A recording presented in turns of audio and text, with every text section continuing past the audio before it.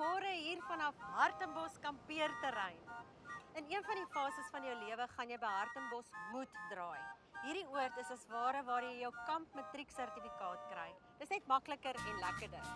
Vanoggend doen ons oefeninge vir die bobene. Ek gaan so effens skuins draai, dan kan jy nou mooi sien hoe ek sit. Dis ideaal vir mense met knieprobleme, want hy versterk die quadriceps hier reg bo kan die knie, hierdie spier. So sit mooi regop, maak ingetrek, maak reguit en buig. Jy kan sommer voel hoe die quadriceps spier saamtrek.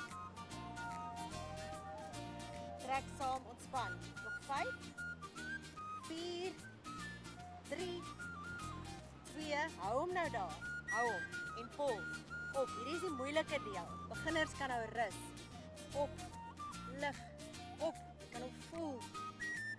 Op en lig.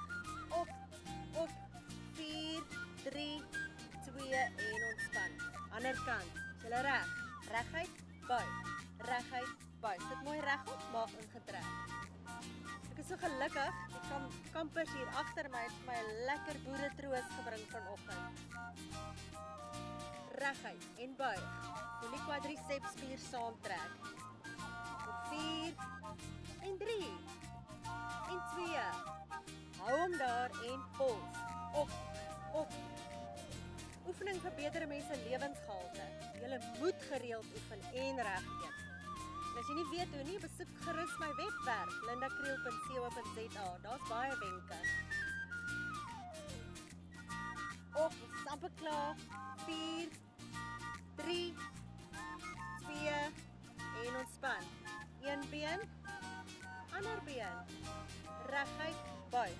Reguit, buig. Op, af. So as jy nie lunges en squats wil doen nie, kan jy altyd hierdie oefening doen. Op, af, op, af. Op, af. 4, 3, 2 en ontspan. As jy van jou selluliet ontslae wil raak, moet jy nie volgende week se episode mis nie. Daar's lekker pryse wat jy kan wen. So besoek ATKV Oorde Facebookblad. Totsiens.